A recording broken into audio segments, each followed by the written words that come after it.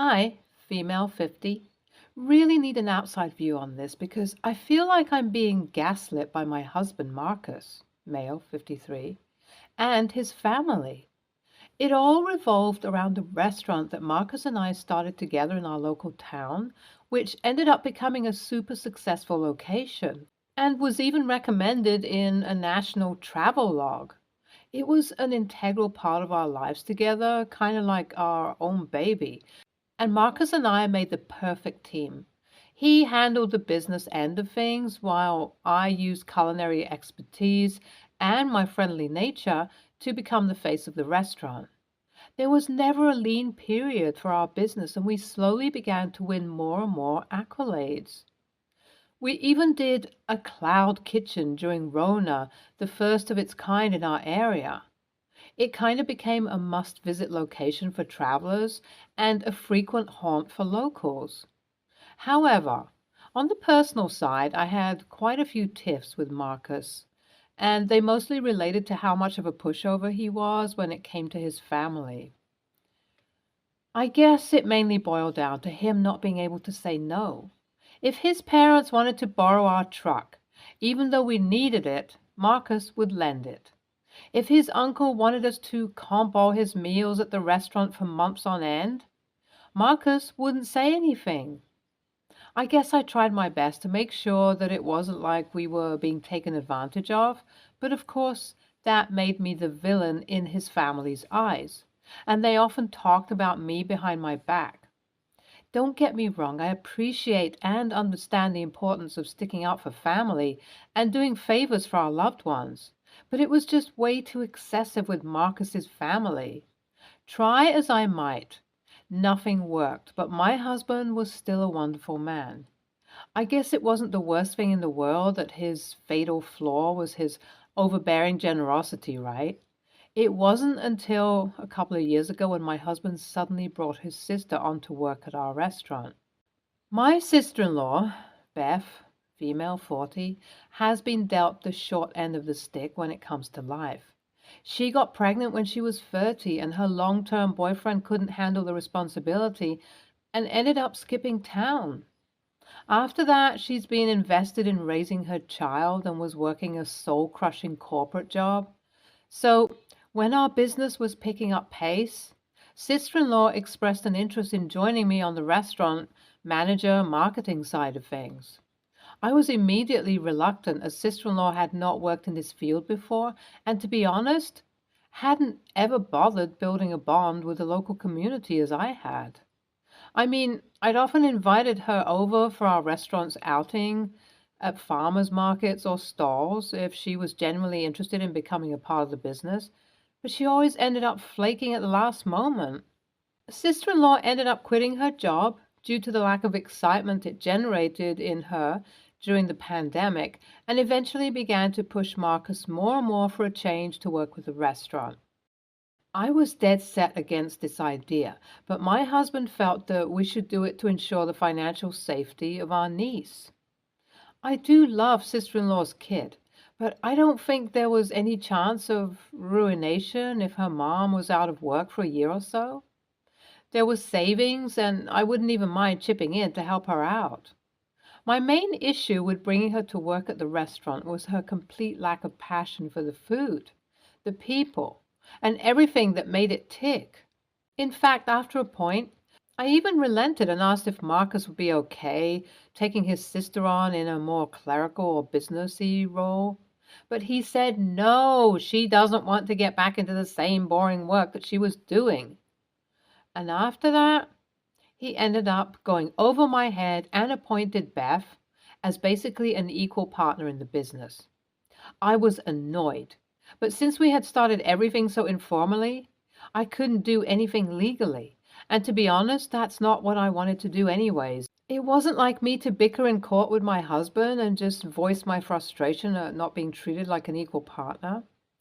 The 2 years when Beth was on board with me was mind-bogglingly frustrating. She never considered the tastes of local people and tried to get rid of staples on the menu based on whatever fusion dish seemed trendy.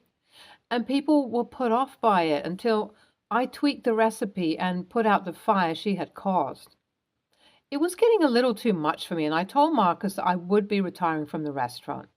We had more than enough money to do so, even well before bringing Beth to work at the restaurant, but I kept going because of how much the business meant to me.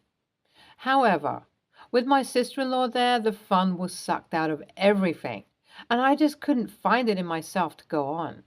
Marcus said that he understood my perspective and was okay with that, and he too would retire with me. Obviously, this raised alarm bells in my mind about who would take over the business. And I asked, so will we sell it off to an investor? Shut it down? What'll happen with our restaurant, Marcus? And he nonchalantly replied, oh, I was thinking we could make Beth the owner, keep it in the family, you know. Hell no. This was the worst idea ever. I wasn't shy about voicing how inept Beth had been during her time at the restaurant, and how that was directly contributing towards my decision to retire, but my husband just waved it off. I was furious, but also too tired to keep fighting him on this, so I eventually just rolled over. As much as it hurts, I am enjoying my retirement right now, and things are going really well in my personal life.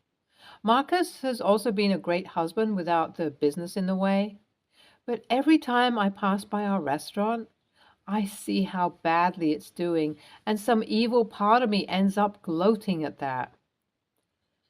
One night, Marcus sheepishly brought up the same issue and asked me if I would be open to working again to show Beth the ropes.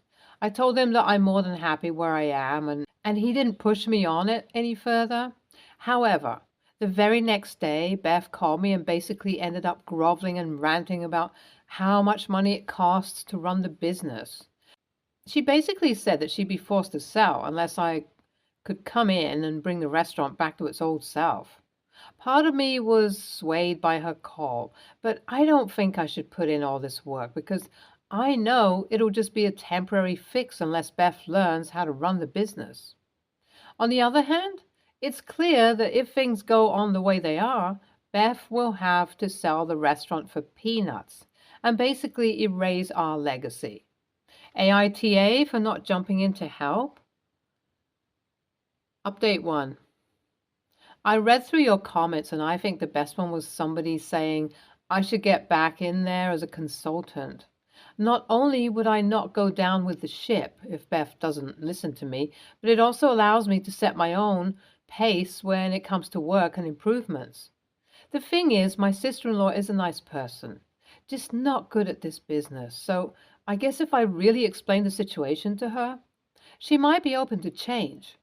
I'm a little hesitant though, because when I did work with her, any advice given to Beth went in one ear and out the other. I told Marcus about my idea of coming in as a business consultant, and he said that it was a fine idea, and Beth was invited over for a drink and discussion.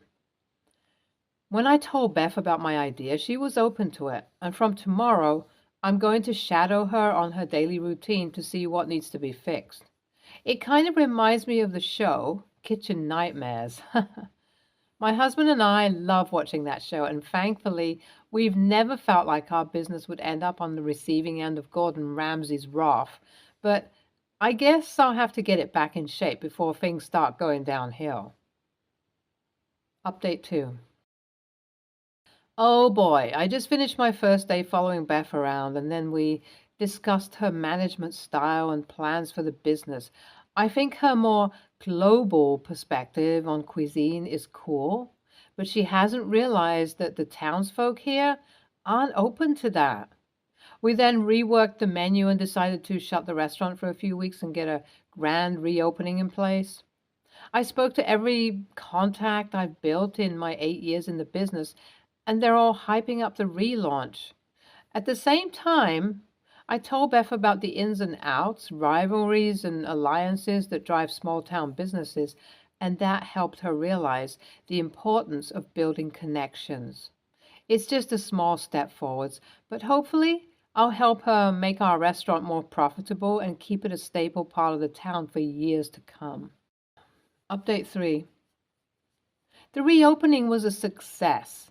I guess word got out that I was back, and that drove the crowd in, but then the food made them stay. I delivered a speech that praised my lovely sister-in-law for learning, growing, and taking my input, and even revealed that one of the top-selling dishes of the day was her idea.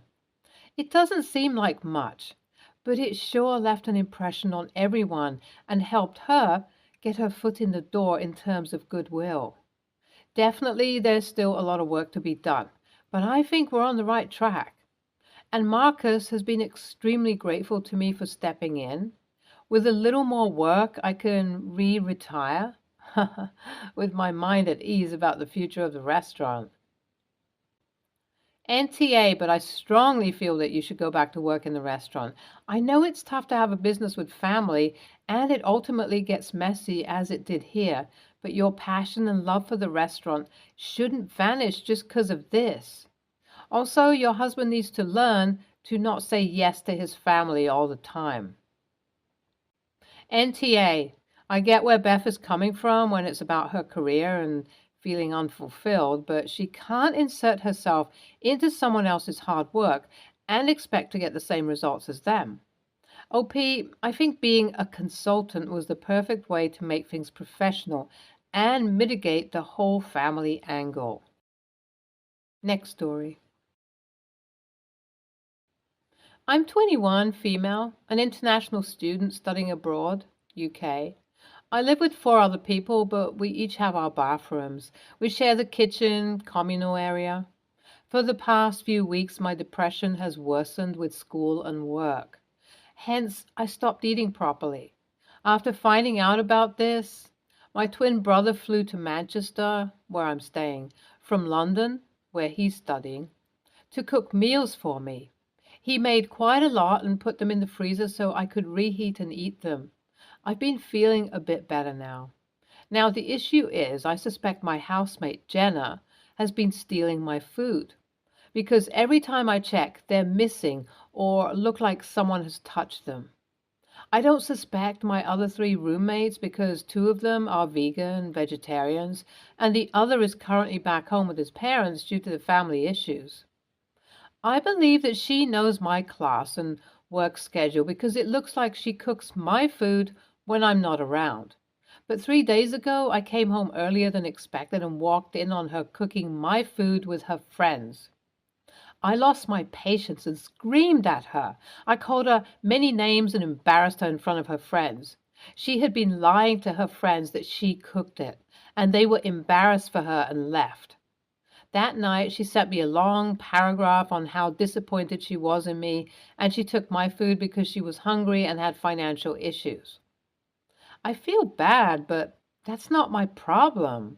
So I told her to pay me for the food that she had taken because I'm not rich. And my brother had taken the time off his work and school to cook for me. She called me a bitch and has been ignoring me since. My other housemates are on my side, too. But they could be biased because they've always hated Jenna. She doesn't clean up after herself and brings in a lot of friends regularly, which disturbs their study schedule. My family think I'm not the AH, but my friends think I should have handled it differently. AITA?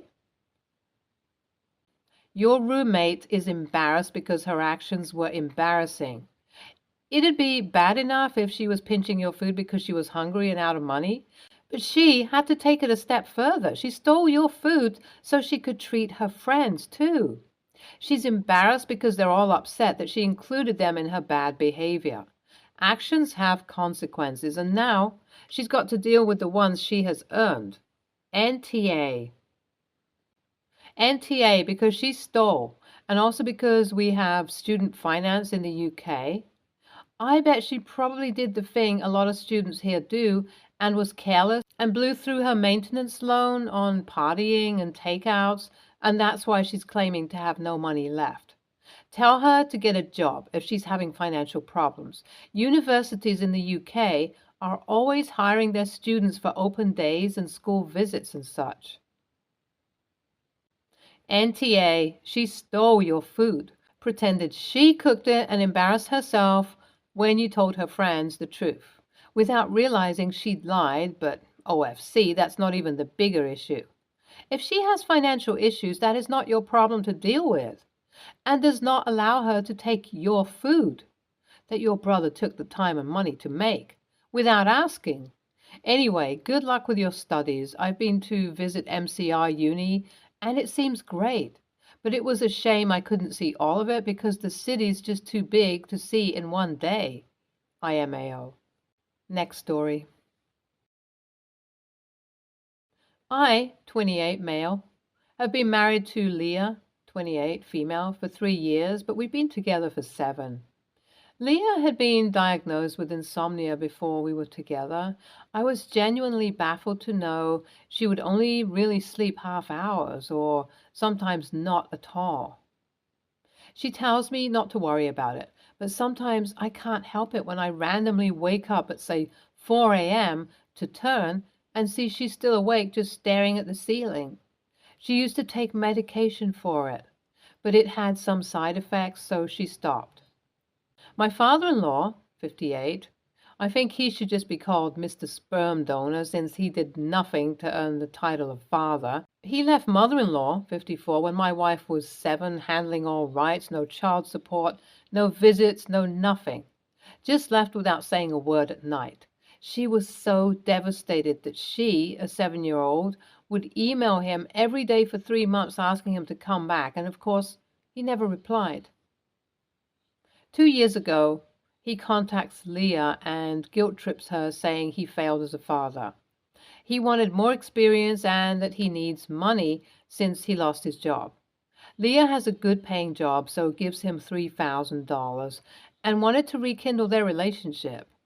I was hesitant, but she said that he apologized and she now has a chance to have her father back. A week ago, he called saying his new job required a trip to the city that we live in for 4 days and to make accommodations in our home for him. She happily complies. Context. He is a real health freak, exercises every single day, does yoga very early in the morning, that kind of stuff. He knows about her insomnia. 3rd day he's here, Leah slept longer than she did usually, sleeping from 8 a.m. to 2 p.m. It sounds bad, but it's a big progress for her. Usually on days when she sleeps like that, I let her sleep because she will sleep in for a long time, kind of making up for the loss. He asks where Leah is. I tell him that she's sleeping, and this man runs up the stairs and starts loudly knocking on the door and shouting at her to wake up. I explain everything to him and ask him to let her sleep. He tells me it's not healthy and she shouldn't be sleeping in this late. I direct him downstairs and repeat everything I said in the last paragraph, also adding that her doctor also encourages it. He doesn't budge, starts going on tangents, shouting to wake her up, until I finally crack and tell him to pack his bags and get the frick out. He has a friend in the city. I tell him to go there, and if he doesn't comply, I will call the police. Threatening to call the police, I guess, did it for him, and he starts saying disgustingly vile things about me and Leah. Through the ruckus of it all, she woke up and heard everything he said and cried, telling him to leave, so he did. Now her aunt, uncle, and paternal grandparents are posting on their social media how he was only looking out for Leah's health, and how I'm trying to tear away a father and daughter. All this makes me wonder what a stranger's opinion on it all would be. So Reddit, AITA? NTA. Seems like the only reason he even showed back up is to take advantage of her financially.